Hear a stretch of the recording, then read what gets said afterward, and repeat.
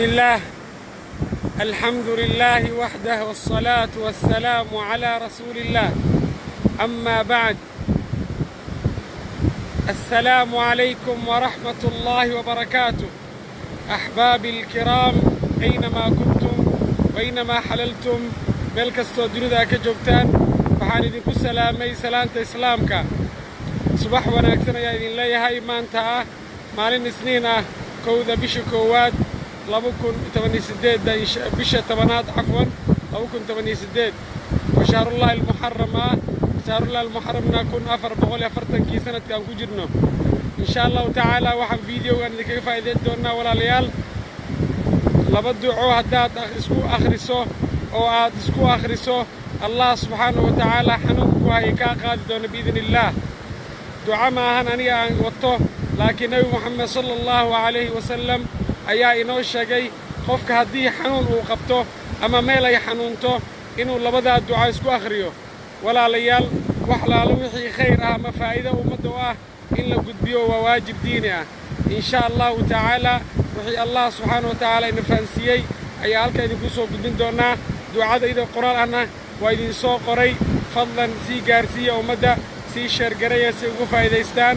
waad ogsoon tihiin in ummaddii ay ka haajireen sunnadii nabi Muhammad sallallahu alayhi wasallam oo la isku mashquulinayo mar walba dhakhaatiir. dhakhtarku waa laga maarmaan, waa dembi ma ahan, laakiin mar walba waxaad ogaataa inuu Allah subhanahu wa ta'ala inuu yahay ashaafi huwa Allah. ninka qofka wax daaweeya waa Allah subhanahu wa ta'ala. asiga ayaa wax daaweeya, asiga ayaa wax quudiya, asiga ayaa kaa qaadi kara xanuunka, asiga ayaa kugu riday. haddaba haddii aad doonayso inuu xanuunka ku hayo inuu si degdeg ah si degdeg ah kaaga baxo, waxaad samaysaa wayse qaado. markaa wayse qaadatid meesha xanuunka uu kaa hayo ayaad gacantaada midigta ah saaraysaa. 3 jeer waxaad leedahay bismillaah bismillaah bismillaah.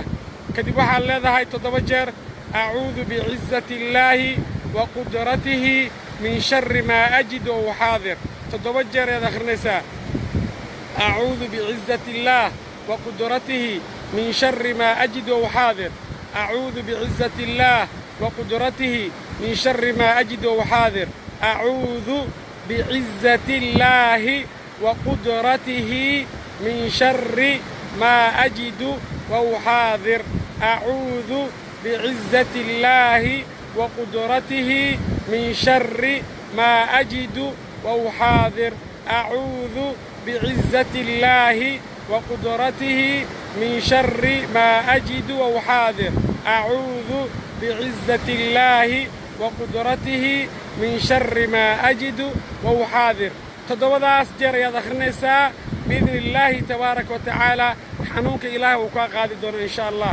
الله وكاشو قلبي سافي أكو آخري إن قلبي نظيف كديك إن شاء الله. وهذه وصوا حسوسا دونتا أديكوا أنفع ذي أما أد نتيجة هالشيء سي جارسي أمدا إن الله سبحانه وتعالى عذر ذا حن السعودة إنه الله كبد بادي أمدا.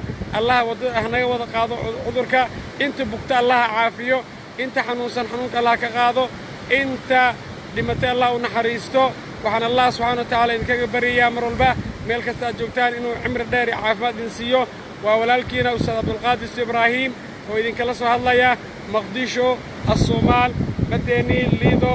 aad u jeedid insha Allah taala aad soo duceyno walaalka muslimka oo walaasha muslimada ahay qasab ma ahan, laakiin waa codsi gaarsii. waayo nabi Muhammad sallallahu alayhi wasallam wuxuu yiri ballighu anni walaw aaya. hal aayad Allah ka dhige ummadiga gaarsiiya. Allahumma hal ballagh. ilaahay oo markhaati ka noqo ummaddaada aniga waan gaarsiiyey. ninkii sii gaarsiiyana waxaan Allah ugu baryaa subxaana wa tacaala inuu dembigiisa iyo dembi waalidiintiisa dhaafo, inuu ilaahay subxaana wa tacaala meel asiga filanaynin ka arsaaqo ayaa Allah ugu baryaa insha allahu tacaala. sii sheergaree walaalayaal. wassalaamu calaykum waraxmatullaahi tacaala wabarakaatuh.